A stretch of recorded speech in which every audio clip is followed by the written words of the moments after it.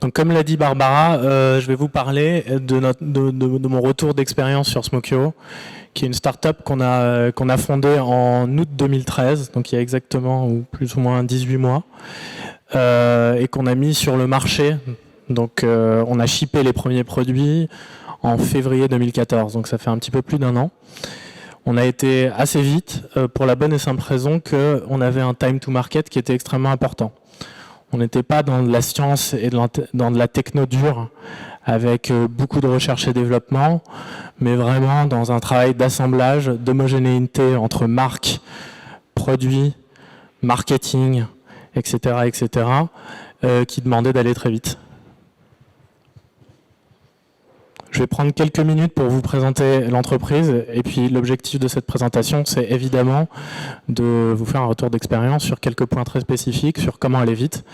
Donc ça viendra un petit peu plus tard pour la partie toolbox et boîte à outils. Pour ceux qui ne connaissent pas Smokyo, 40 secondes en vidéo.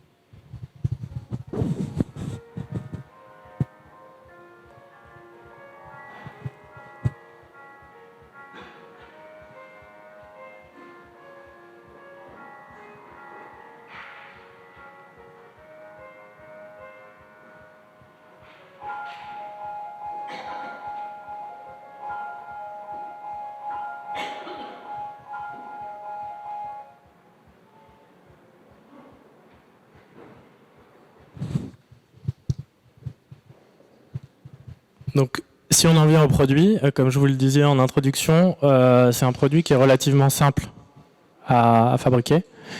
En tout cas, cela a été pour nous pour la première phase de la boîte. C'est qu'on est parti d'une cigarette électronique classique. Donc, on en a acheté plein, on les a démontés. Et l'objectif, c'était de construire un produit plutôt mieux fini que les cigarettes électroniques sur le marché, tout en respectant un coût de production comparable, mais d'y ajouter le côté quantified self. D'accord ? Donc c'est ce qu'on appelle clean design. En fait, c'est un tube avec un double coating très simple, une bonne batterie longue durée pour tenir au moins toute la journée.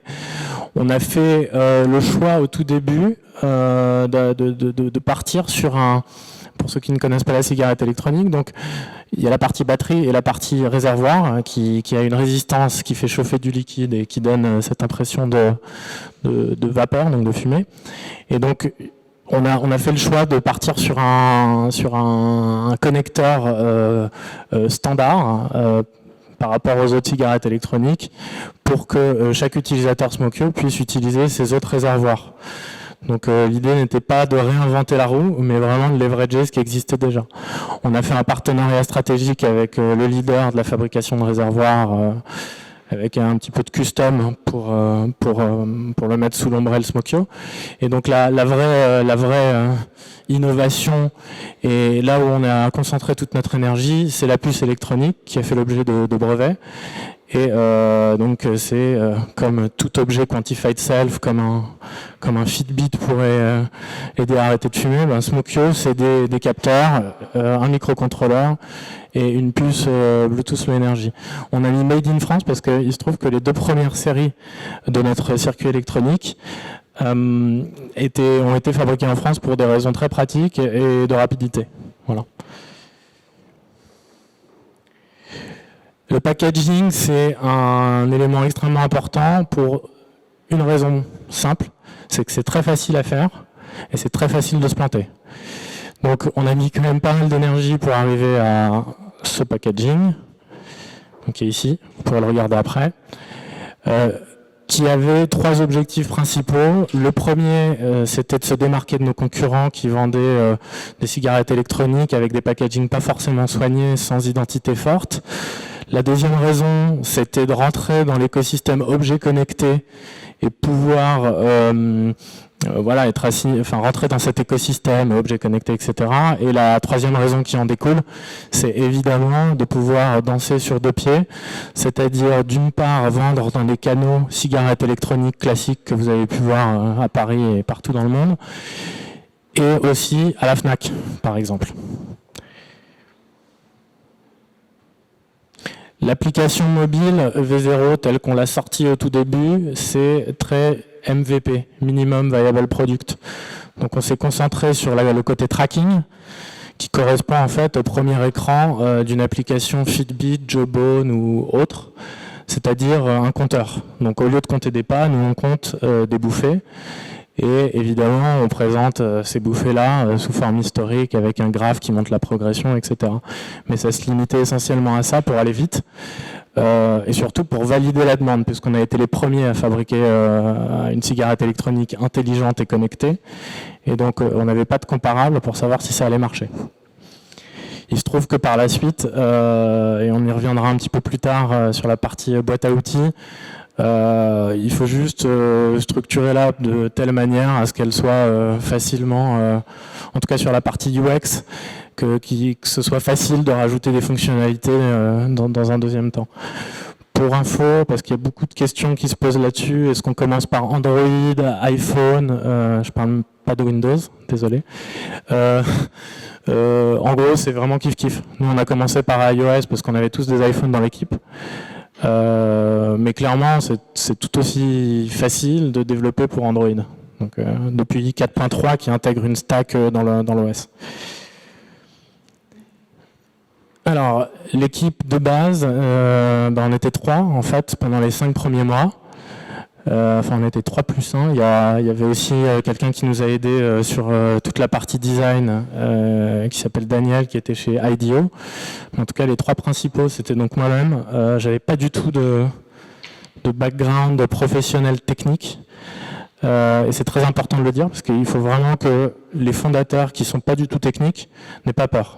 Enfin, c'est franchement pas du tout compliqué de monter une boîte hardware. Ce qui est compliqué, c'est de gérer plein de choses différentes. Alex, mon associé et mon acolyte, on avait à peu près le même parcours, donc consultant, requête internet, etc. Et Emra, que j'ai connu par Groupon, qui est basé à Shenzhen depuis 9 ans maintenant, et qui était en fait un fabricant de produits marque blanche pour Groupon Goods, et donc qui connaît très bien la prod en Chine, et qui parle chinois accessoirement. Donc ça s'est révélé très utile, en tout cas dans la phase de démarrage.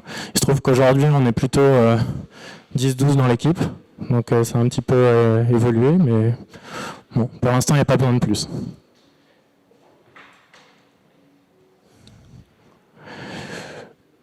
Pour rentrer dans le vif du sujet, voilà en gros ce qu'on montre à des présentations investisseurs. C'est en gros qu'est-ce qu'on a fait et à quel moment.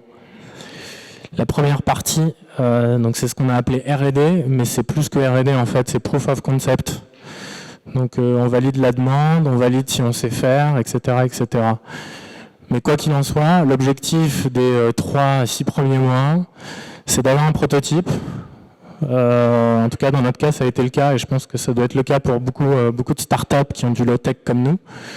C'est avoir un site web bien fait, sourcer des fabricants, donc pour, si possible, toutes les parties du produit, c'est-à-dire en tout cas l'électronique et la mécanique. Couvrir le volet brevet, marque, etc. C'est assez rapide à faire et on ne va pas s'en priver. Ça peut s'avérer très utile dans un deuxième temps.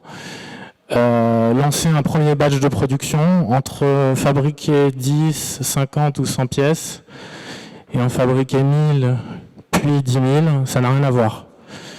Donc je pense que c'est un sujet qui va probablement être traité sur les volets plus prod en Chine par Jerry et l'autre intervenant, mais voilà, c'est très important de le faire assez rapidement. Et on a mis en place aussi, alors ce que j'ai appelé ici Customer Service Platform. En gros, on a très vite mis en place tous les outils importants, genre Zendesk, Pipedrive pour gérer les commerciaux, etc., etc. D'une part, pour avoir une culture d'entreprise forte, tournée sur l'efficacité, l'air du temps, et puis surtout, c'est très utile. Voilà, donc ça, on l'a fait vraiment dès le début. Tout ça nous a aidé à signer un contrat avec Fnac.com, avec qui on a fait notre lancement. Et surtout, juste après, à lever des fonds avec donc Alven Capital, qui est un fonds parisien, et avec quelques business angels. Donc pour la suite, pour que vous l'ayez en tête, même si c'est pas le sujet d'aujourd'hui, puisque le sujet c'est First 100 Days, on est donc dans la phase today, c'est-à-dire qu'on est en train de travailler sur un produit V2, plein de fonctionnalités soft, Open API, in-app purchase, etc. Et surtout, on va grossir. Voilà, c'est l'objectif. Donc, on m'a demandé d'être très pratique sur comment on a créé un produit très rapidement et on l'a mis sur le marché. Donc, j'ai tout bêtement repris ma to-do list de l'époque. Voilà, je ne peux pas être plus transparent. En gros, voilà ce qu'on a fait, mois par mois. L'objectif, comme je le disais tout à l'heure, c'était de signer un contrat sur la base d'un proto. Okay. Donc sur la partie business, ça paraît très bête, mais c'est très bien de l'avoir noir sur blanc. C'est nom de domaine, logo, identité, tous les petits outils qui vont bien, connaître son pitch. Il y a encore des startups après 2 ans ou 3 ans qui n'arrivent pas à expliquer leur produit. Alors parfois c'est parce que le produit est plus compliqué que Smokio, c'est vrai, mais c'est très important de ne pas penser à ce qu'on appelle un 1-minute elevator pitch, mais plutôt un 10-second elevator pitch. Pour Smokio, c'est 3 mots, c'est Fitbit for Smoking. Voilà, c'est très simple. Et puis toute la paperasserie, les statuts, les comptes en banque, etc. Sur la partie hardware qui est plus intéressante ici, c'est essentiellement de définir ce qu'on veut avoir dans notre premier produit, transformer ça en requirement, donc en cahier des charges techniques, faire des RFP, parce que comme vous l'avez vu, on n'a pas de... Enfin, je suis ingénieur de formation, mais je n'ai pas vraiment utilisé cette formation dans mon travail. Donc il a fallu qu'on s'associe avec un bureau d'études pour la partie électronique.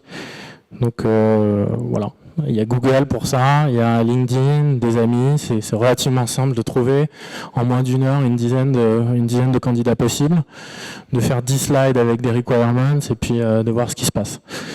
Les 3D renders, on va y venir un peu plus tard, mais en gros c'est des vues 3D du produit et on va voir que c'est très très utile par la suite.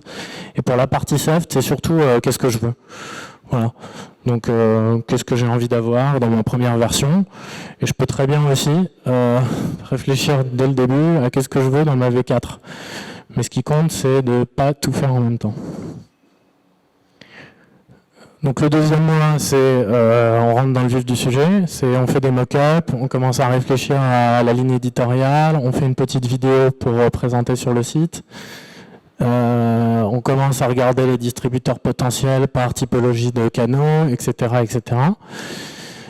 Sur la partie hardware, il se trouve qu'on a été en Chine très rapidement, donc rejoindre notre ami Emra.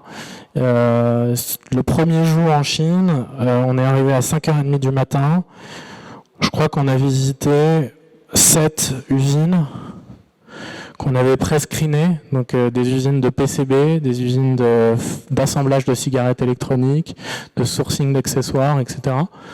Il y a un slide un peu plus tard là-dessus, parce que c'est quand même très, très, très important. En tout cas, ça fait peur, hein, donc c'est important de tuer le point rapidement. Voilà, donc ça c'est sur la partie hardware. Deuxième mois, il faut en gros préparer l'échiquier pour préparer cette fameuse deadline de Fnac. Et sur la partie software, en gros, il faut lancer les devs assez rapidement. Okay, sur un produit Bluetooth, donc on rembobine il y a 1 an et demi. Le Bluetooth Low Energy, c'était déjà là, mais c'était pas complètement maîtrisé. Quand on a sorti notre produit, par exemple, Android, c'était 4.1. 4.1, il n'y avait pas de stack Bluetooth Low Energy. Voilà, donc il fallait créer l'interface entre l'objet connecté Bluetooth Low Energy et l'application mobile en utilisant la stack constructeur. Donc il fallait relier le Motorola avec Smokio, puis ensuite le Nexus avec Smokio, etc., etc. Donc maintenant c'est un petit peu plus simple aussi.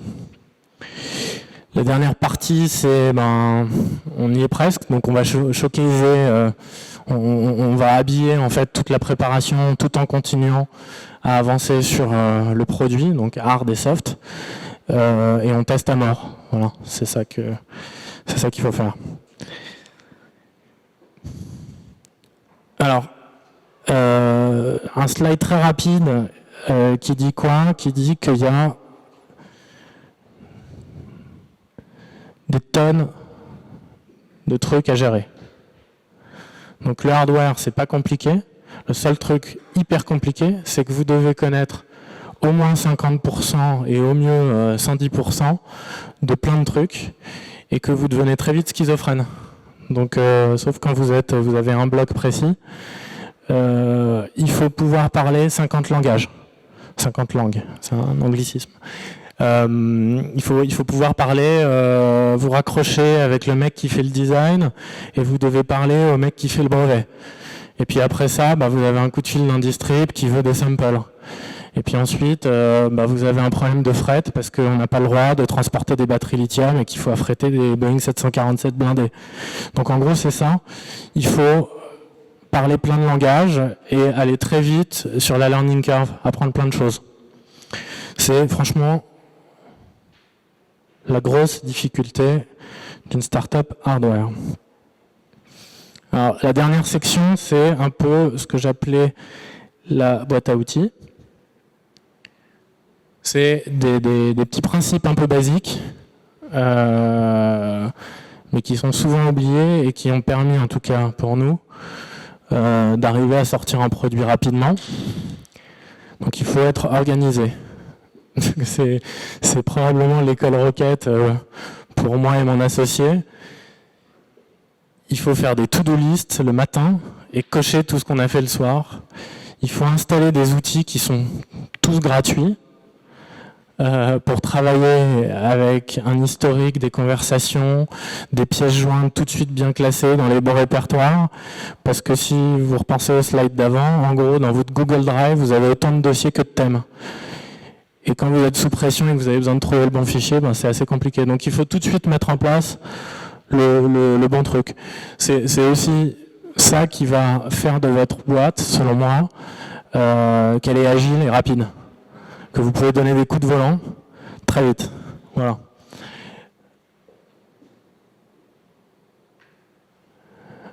Alors le site internet, il y a beaucoup de startups hardware à mon goût. Et je ne pense pas que Smokio soit parfait non plus. Mais en tout cas, on est clean, comme on dit. Il y a beaucoup de startups hardware qui se plantent en fait sur leur site parce que c'est pas leur métier de base et ils disent tout le temps c'est pas important, je ferai ça plus tard, c'est facile. Et en fait, c'est ce qu'on appelle en anglais un low hanging fruit. Ça prend 3 jours à faire un site internet avec tous ces outils qui sont hyper faciles à utiliser et qui en gros qui se mettent en place très vite et qui permettent d'avoir un truc très beau. Donc voilà, je pense vraiment il faut investir un petit peu de temps dans un site internet, c'est clé, et ça coûte quasiment zéro. Donc voilà. Je pense que c'est très important. Alors j'ai mis Webflow ici. Nous on utilise Squarespace pour Smokio. J'ai mis Webflow qui est un nouveau CMS qui est vraiment cool. Donc je ne l'ai pas testé. Si quelqu'un l'a testé, je veux bien qu'il me donne un feedback. Et Canva, c'est vachement bien. C'est pour si vous n'êtes pas designer et que en gros vous voulez faire des specs et des mock-ups très clairs, mais aussi très beaux tout de suite pour avoir un look and feel, parce que c'est important. En fait, c'est du drag and drop d'objets sur une page. Et c'est tout. Et donc vous pouvez mettre des éléments qui sont déjà dans la librairie native et c'est super simple, quoi. Voilà. Alors, le Bluetooth Low Energy, tout le monde n'en a pas dans le hardware, donc c'est probablement pour une couche de la population du club et des gens présents. Il y a plein de fabricants et souvent on se dit L'analogie, c'est un peu, c'est un ordinateur, le Bluetooth, et en gros, peut-être que je vais prendre Windows, peut-être que je vais prendre Apple, peut-être que je vais prendre Unix, peut-être que blablabla. Et en fait, tous les chips, donc il y a plein de fabricants, Nordic, Broadcom, Cypress, Texas Instruments, ST Micro, il y en a plein, et en fait, c'est toujours la même logique. C'est ce qu'on appelle la stack Bluetooth. Et passer d'un compo à l'autre, il y a un peu de portage parce qu'en fait les in et out du compo sont pas forcément les mêmes d'un chip à l'autre, mais en gros c'est exactement la même logique, donc c'est un faux problème en gros. Le vrai sujet pour moi c'est plutôt le deuxième point, c'est que tous ces chips là sont souvent vendus dans des modules. Un module c'est quoi? C'est en gros le petit processeur qui est dans une petite boîte toute petite boîte noire, et dans cette boîte noire, il peut y avoir plein de trucs qui peuvent coûter cher, à moyen terme, parce que quand plus vous mettez de composants en fait sur votre circuit électronique, en fab, plus vous avez de chances d'avoir un problème d'alignement, une bobine de composants à l'envers qu'il a mise à l'envers, etc., etc. Donc toutes les joies de la fabrication. Mais c'est peut-être ce sujet-là qu'il faut regarder, parce que c'est voilà. Le choix du BLE, il s'est aussi objectivé sur la qualité du support client de notre broker, donc qui est en tout cas pour l'un de nos compos, notre compo clé, c'est EBV, parce que en fait ils sont très sympas, puis ils ont ils ont juste quelques techos en interne qui donnent des coups de main très facilement autour d'un café, et c'est souvent ce dont on a besoin pour avancer. Voilà. Voilà, en gros c'est ça. Ah oui, le point clé, alors en fait ça c'est le killer pour toute personne qui fait du Bluetooth Low Energy. Ça nous a sauvé la vie, mais très sincèrement la vie. C'est en gros que le software qui est sur votre puce, il faut que vous puissiez le mettre à jour sans fil. Ok? Donc petite anecdote, je sais pas s'il reste beaucoup de temps. Il me reste 3-4 slides, donc ça devrait aller. En gros, petite anecdote, on a flashé un firmware sur des puces qu'on a fait envoyer donc chez notre fabricant en France. On a tout fabriqué, puis on a envoyé ça en Chine pour l'assemblage, puis les cigarettes elles s'allumaient pas. En fait, il y avait un bug dans le firmware, mais heureusement, on a pu mettre à jour sans fil.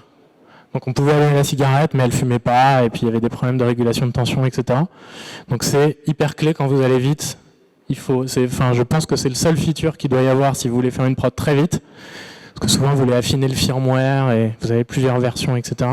C'est de pouvoir upgrader en 1 minute sans fil. Voilà,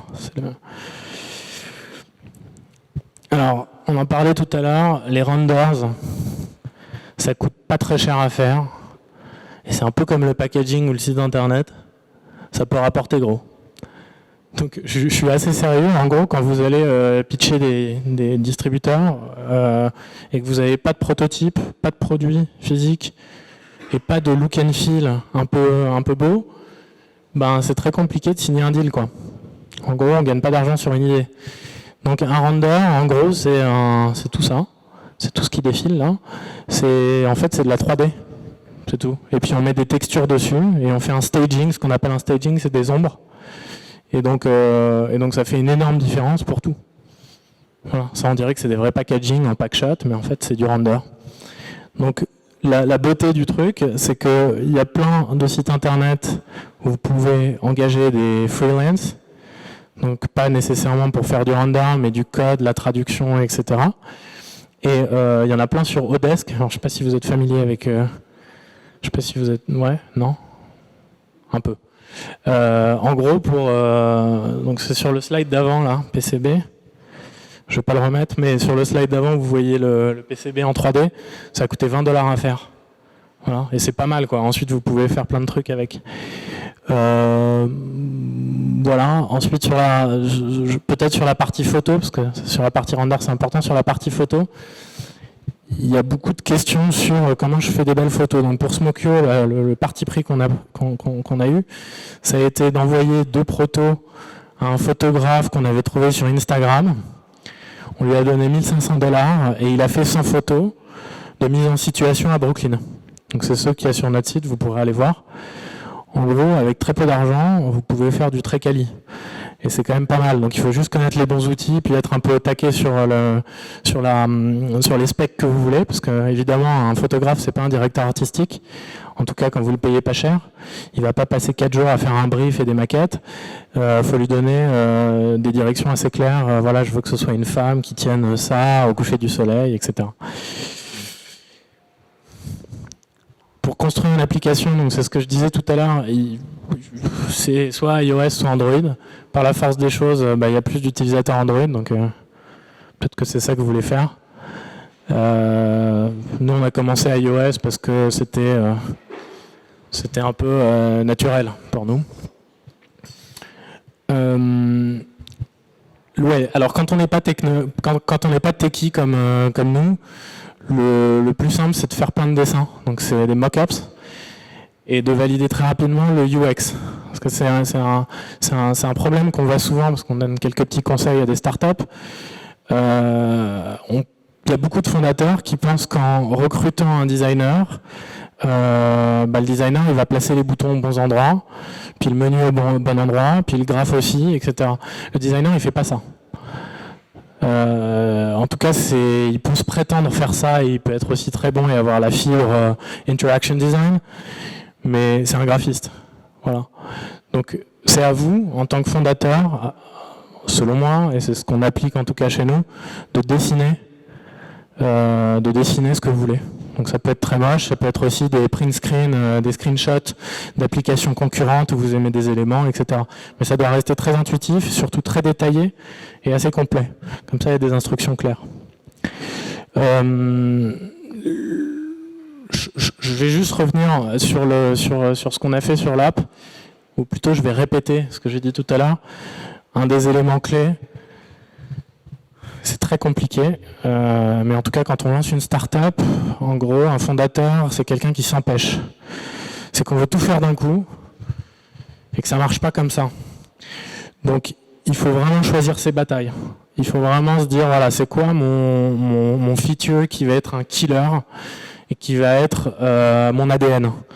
Et puis ensuite, c'est quoi mes 2-3 animes et mes 2-3 fonctions qui vont être nice to have, qui vont donner un espèce de plaisir d'utilisation à l'utilisateur. Il ne faut pas essayer de tout faire d'un coup. C'est vraiment très très important de s'empêcher et de se retenir. J'ai mis là, je crois que la présentation sera mise sur SlideShare après. Ouais. Quelques liens, il y en a tellement plus. C'est des ressources gratos pour faire une app, en tout cas sur la partie design et UX. Donc Dribble, c'est super connu, évidemment. Mais si vous allez sur Flat Icon, en gros, c'est une base de, je crois, 35 000 icônes vectorielles, gratos. Et c'est tous les icônes que vous voyez dans les apps iOS, quoi. Donc c'est pas mal. Donc si vous voulez faire des mock-ups et valider un UX un peu plus beau, vous pouvez déjà utiliser ça. Donc c'est un exemple, mais il y a vraiment tout gratuit. Je vous parlais de Odesk tout à l'heure. Alors j'ai copié-collé un email qu'on a reçu la semaine dernière d'un traducteur allemand. Donc je vous laisse lire la deuxième ligne. Regarding the app, I'm looking forward to review the translations. I'm able to read code too, so if you want, I can correct German terms directly in the code. I became a fan of Smoky during the last 2 days, and I'm curious if the device is real alternative to real cigarettes. Blah blah blah. En gros, pour $50, en moins de 24 heures, on a une traduction de plus de 2000 caractères de français à allemand. C'est carrément imbattable, moi je trouve. Et ça coûte rien. Donc il faut utiliser tous les outils. Ils sont dans le deck, là vous pouvez les retrouver. Mais en gros c'est ça. C'est le sujet qui est couvert un peu plus tard sur le panel. Donc c'est juste un slide. Il faut y aller très tôt. Il faut préparer le voyage super bien. Donc rappeler les mecs 100 fois s'il faut pour avoir la bonne personne, etc. Parce que ça c'est un autre sujet assez complexe. C'est que quand vous allez en Chine, vous croyez que vous avez fait le taf. Mais en fait ça commence. Et il faut trouver les bonnes personnes, respecter le protocole qui doit être dans la réunion. Alors souvent ils sont 10 dans la réunion. Voilà. On ne sait pas trop. Ce que je disais tout à l'heure, faire 10, 100, 1000 ou 10 000 units, ça n'a rien à voir. En gros, quand vous allez demander un badge de 200 ou 300 units, ils vont le faire à la main et très bien pour que vous signiez un contrat. Enfin, il n'y a pas de contrat, mais pour que vous vous engagiez sur ce qu'on appelle un MOQ, donc un Minimum Order Quantity. Et en fait, ça n'a rien à voir avec un truc de 10 000, avec une deadline claire, un badge de 10 000, avec une deadline courte et claire, c'est pas pareil. Ce qu'on a fait sur Smokyo, alors ça c'était le côté un peu rock'n'roll, c'est qu'on a parallélisé tout. Donc on n'avait pas encore la dimension finale de la cigarette électronique, qu'on a lancé le packaging. Donc on a, en gros, on a structuré le socle de tous les blocs importants. Packaging, sourcing, comment on va assembler, qui va assembler, le PCB, comment on va commander les composants, etc. On a parallélisé tout, mais on s'est laissé les derniers 20%, ce qu'il fallait ajuster quand on avait toutes les billes. Et je crois que c'est la raison pour laquelle on a été vite en fait. C'est qu'on a été un peu naïf, et donc on a brûlé un peu les étapes. J'ai mis une petite vidéo marrante d'une chaîne d'assemblage en Chine. Donc c'est pas Foxconn, c'est des cigarettes électroniques. Ça c'est Alex, mon associé, Emra. Voilà. Pour que vous ayez une photo mentale si vous n'y êtes pas allé. Pour conclure, je crois que j'ai beaucoup parlé, comme d'hab. J'ai mis un peu mes 10 règles fondamentales. Donc c'est très perso, très personnel, et je pense que d'ailleurs ça s'applique sauf pour le bullet point 7 sur la Chine. C'est vraiment, ça peut s'appliquer en fait à n'importe quelle startup. Donc nous on a invité, par exemple, on a invité 10 de nos meilleurs potes les plus intelligents et on leur a demandé de valider l'idée. Bon. C'est débile mais il faut le faire quoi.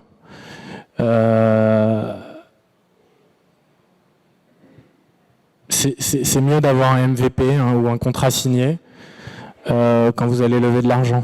Ça pousse le curseur un peu vers le haut. Ça c'est ma préférée, on la voit beaucoup. C'est mieux de produire quelque chose de moyen que de ne rien produire du tout. C'est hyper important en fait. Mon père, qui est d'origine turque, me dit souvent en turc, alors je vais vous le traduire, il me dit un génie assis va moins loin qu'un con qui marche. Donc voilà, on essaye de l'appliquer dans le business.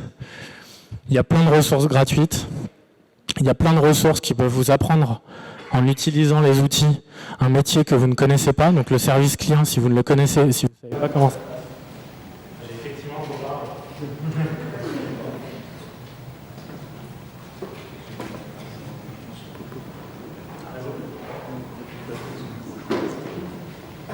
Comme ça. Si vous ne connaissez pas par exemple le service client, payez un abonnement Zendesk. Zendesk, c'est un outil de gestion des flux entrants et de réponse au service client. Il y a plein de process aussi. Et ça coûte, je crois que l'offre de base, parce que c'est un SaaS qui a l'offre pro, Advanced, etc. Pour 19 ou 29 euros, vous pouvez voir ce que c'est qu'un process service client. C'est débile, mais avec très peu d'argent, je peux vous expliquer. Ça, c'est hyper important aussi. C'est qu'en gros, quand on est arrivé à la prod, on croyait que c'était gagné. On s'est dit, c'est bon, les plans sont bons, tout va fonctionner. Et en fait, c'est là que ça commence. C'est qu'il y a toujours des problèmes. Toujours. C'est dans le bon sens du terme, mais c'est un enfer. C'est un enfer à gérer et il faut être bien réveillé, très concentré jusqu'au bout. Très important. Ça, j'ai essayé, la Chine, c'est incroyable. Pour ceux qui n'ont pas été, je suis en admiration devant l'Europe. C'est incroyable le pays, mais il faut y aller vite. Vous l'avez compris, il y a beaucoup de trucs un peu en milieu à faire. En gros, les grandes réunions strat et les brainstorming, c'est 2% du temps. Mais c'est du coup répéter les choses, faire des mails avec des bullet points,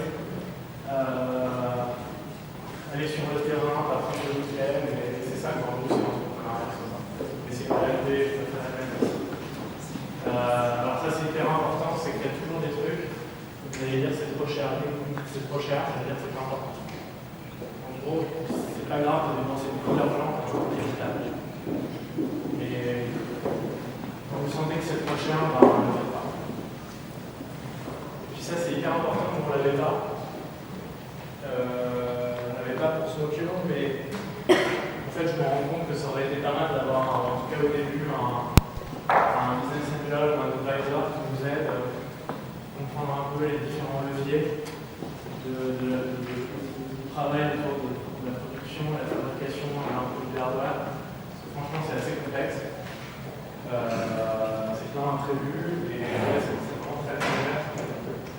C'est pas mal d'avoir quelqu'un qui a l'expérience.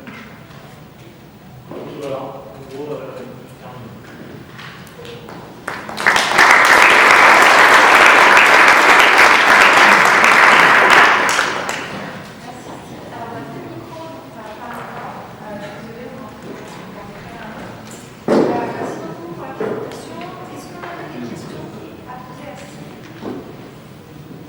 Les batchs industriels que vous avez faits, c'est combien de Le premier batch, c'était 2500, le tout premier. Et avant, vous avez fait le proto à 200, d'abord, on a pas vraiment fait. En fait, en gros, quand tu regardes le séquençage, tu fais plein de protos fonctionnels pour tester le produit. Ensuite, tu fais un bon test. Donc, en gros, c'est le proto qui va servir de modèle à la chaîne d'assemblage qui va fabriquer ton truc. Okay, donc cette étape elle est hyper bien validée et s'il y a un détail qui change, la couleur du logo qui change, etc., il faut tout relancer. Ça se passe comme ça, et ensuite, tu peux lancer ton batch. Donc, nous, on a tout testé, enfin tous nos premiers produits, on les a testés manuellement à part un, les 2500, donc tu les allumes, tu presses le bouton avec des mains de camionneur pour voir si ça ne pousse pas trop. Il tient bien la pression, quand tu passes. Voilà, c'est ça. Et en gros, nous on a commencé à 2005, puis on a monté à 10 000, ensuite on a monté. Quelle est la différence entre un batch, vous avez dit, c'est très différent entre un batch de 500 et un batch de 10 000. C'est quoi les différences? La différence, c'est que le 500, alors, je vais essayer de résumer. Un batch de 500, il faut vous imaginer en fait très concrètement, c'est en gros une journée de boulot, une chaîne d'assemblage comme je vais montrer la vidéo. Et là, eux ils vont vous dire, bon, il faut 2 semaines, après on doit faire le setup et tout. En gros, c'est plein de couches de process qui rajoutent, ce qui est normal, c'est pareil, pour gagner du temps. Et bien vérifier les tout à la main, et puis jeter ce qui ne va pas bien. Comme ça, en fait, vous avez 500 pièces entre les mains qui ont l'air en main. Et puis là, c'est parfait, allez, je recommence un peu. Et là, vous voyez, c'est différent, il faut vraiment être dans le détail, et pas hésiter à aller au milieu de prod, même si ça gêne toujours et c'est pas politiquement correct. Il ne faut pas hésiter à aller sur le terrain. C'est mieux. Regardez, oui, je peux voir, il faut venir 5000, je peux regarder, etc. Ça peut être une fonction de mais un sujet, c'est qu'on a deux couleurs, on est noir et une étage, sans coating, comme ça. Et l'extrusion, en fait, lui fait alors, l'extrusion griffait le tube, et on s'en est aperçu à la moitié de la fois, donc si vous voulez, je vais tout refaire. C'est tout. Ça coûte 65 €. Enfin, pour que ce soit bien. Voilà. J'ai une question, vous avez dit que vous êtes fabriqué des PCB en France. Oui. Des expédiés en Chine. Ouais. Et la raison derrière ça rapidité d'exécution et contrôle. J'ai jamais fait de production d'électronique à Snowcure. Je voulais voir de mes yeux la programmation des machines, les différents bains. Donc c'est un 6 couches, je ne sais pas si tu es technique, mais c'est un 6 couches, donc c'est classique, mais c'est pas le courant c'est 4 couches. Donc je voulais voir. Et à terme, ça va. Ah, à terme, c'est en Chine, c'est une entreprise taïwanaise qui fait la. C'est juste au lancement. Absolument.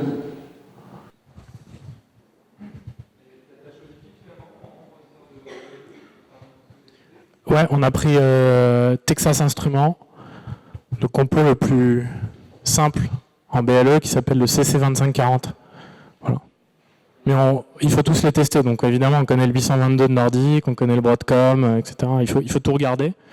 À l'époque, on avait... on a fait... Là, je vous ai embelli l'histoire, mais à l'époque, on n'a pas tellement regardé. J'ai appelé un copain et je lui ai dit qu'est-ce qu'il faut que j'utilise comme BLE. Il m'a dit tu prends le TI, je connais très bien. Puis j'ai pris le TI. Le but, c'était de sortir vite et de vendre beaucoup. Et on n'a pas regardé la profitabilité, quoi. Donc au début. Puis maintenant, on a plus d'expérience et donc on teste, on a les développeurs kits, etc. Non, peut-être. Pour ce qui concerne le support, normalement, si on a développé du software, c'est relativement facile de mettre à jour un software à distance. Mais vous avez de l'hardware, qu'est-ce qui se passe en dehors du firmware? Comment vous supportez les clients, une version ou une autre de l'hardware de la software, s'il y en a plein, plusieurs, s'il y a des choses qui est caché dans un modèle, un objectif ou un autre. Pas trop. Imaginez, vous développez un logiciel, après vous avez plusieurs versions, vous mettez à jour le logiciel à distance, et Internet, le client, comment ça se passe la même chose qu'à l'hardware? Ah bah ça se passe pas. Ah bah c'est très facile. Si vous vous plantez sur votre hardware et que ça se corrige pas d'un point de vue software, soit vous vivez avec le défaut parce qu'il n'est pas assez significatif que vous pouvez vous permettre de le vendre. Donc vous demandez à des gens de payer ce que vous mettez au point. Et si c'est trop catastrophique, et ben c'est fini. Enfin, en gros, vous voyez, ça dépend du cas. Si vous avez des composants très chers, vous allez casser le produit monté parce qu'il est abîmé. Vous allez extraire les puces importantes. Vous allez refaire de la rétroproduction, en gros. Voilà. Mais heureusement, on n'a jamais eu ce cas de figure pour l'instant.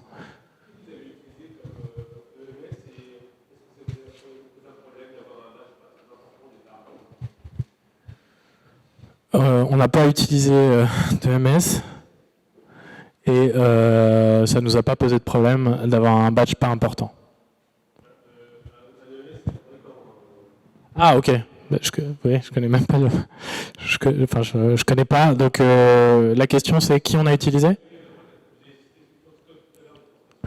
Absolument pas, non, on est malheureusement ou heureusement encore trop petit. Ou à l'époque encore on était minuscule, en gros on ne disclose pas. Donc, voilà.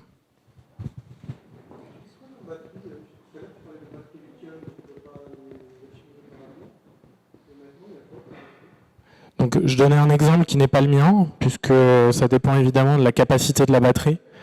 Et donc des énormes batteries, je vois Barbara qui rigole parce qu'on a un copain qui a sa start-up et qui a des batteries énormes et qui peut pas prendre l'avion avec. Donc c'est assez marrant. Donc il y a Pierre en bateau, Pierre en scooter, etc. C'est marrant.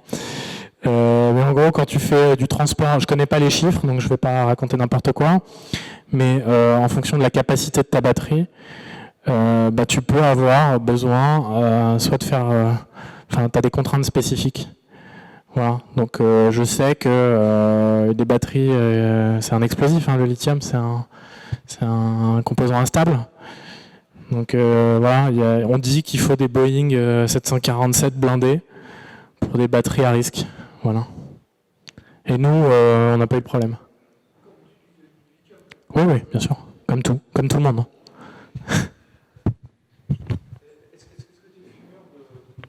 Ouais, j'ai arrêté de fumer. Enfin, pour être complètement honnête, j'étais pas utilisateur au début. J'étais trop stressé. Et j'ai arrêté de fumer avec Smokyo et maintenant j'utilise des produits pas concurrents parce que en cigarette connectée, il n'y en a pas encore vraiment. Mais j'utilise d'autres cigarettes électroniques pour les tester. Parce qu'il y a un moment, en fait, ça c'est marrant, la période de test, on teste beaucoup son produit. Donc pour voir le soft, le firmware, est-ce qu'il est ergonomique et tout. Puis après on a vu tous les défauts et on arrête d'utiliser le sien, puis on teste les concurrents parce qu'on prépare la V2. Et donc on veut choper plein de bonnes idées. Voilà. On est vendu dans 36 pays. Nos pays stratégiques, parce que ça peut être important pour vous, parce que c'est à l'image de l'appétence qu'ont ces pays pour les nouvelles technologies et le gadget, où la culture du gadget est beaucoup plus prononcée qu'en France, même si c'est en train de changer un peu ici. C'est le Japon, la Corée, les États-Unis. Voilà.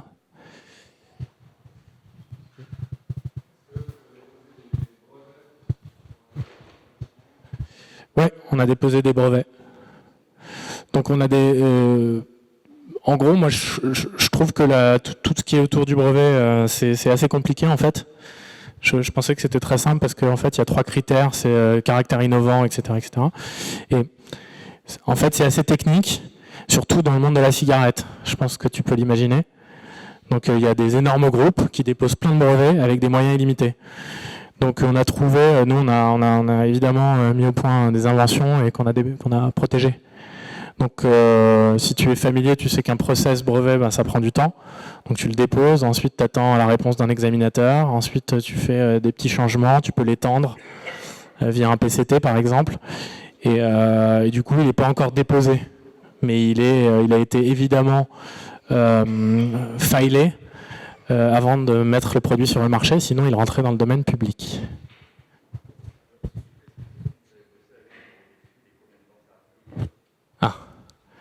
Alors, c'est la dernière ? Ok. C'est une question très compliquée. En fait, c'est une question compliquée, et elle est compliquée parce que ça dépend vachement du bureau d'études. En fait, c'est comme tout sous-traitant. Je vais être très direct, et je ne sais pas si je devrais, mais en gros, le sous-traitant n'en a rien à foutre de toi. C'est pas son business, il n'a pas lâché un job plutôt bien payé pour monter une boîte qui est encore abstraite au moment de la préparation du proto. Et en fait, il va jamais bosser autant que toi, quoi. Et il va jamais tenir ses deadlines. C'est la réalité. Voilà. C'est un fait. Donc, pour répondre à ta question maintenant, que tu as le contexte, c'est un peu comme tout. En gros, quand on ne sait pas tellement faire, donc j'avais des compétences d'électronique de par ma formation, mais on ne peut pas vraiment dire que j'étais un expert métier. Il faut apprendre. En gros, il faut s'éduquer vachement. Donc voilà, c'est toujours compliqué, un bureau d'études. Ok, vas-y.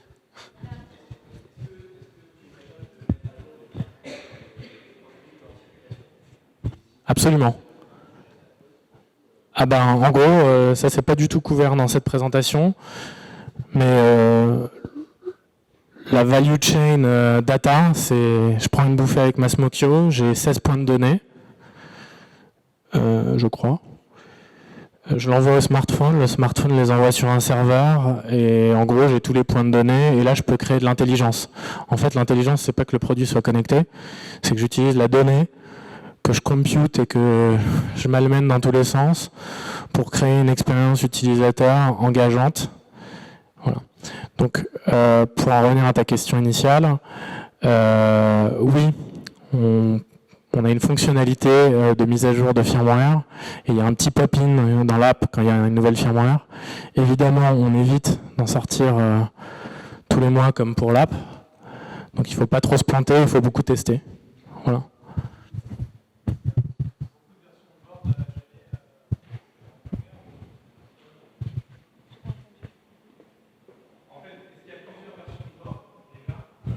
Non. Donc on a qu'un board et il y en a un deuxième qui arrive bientôt. Merci.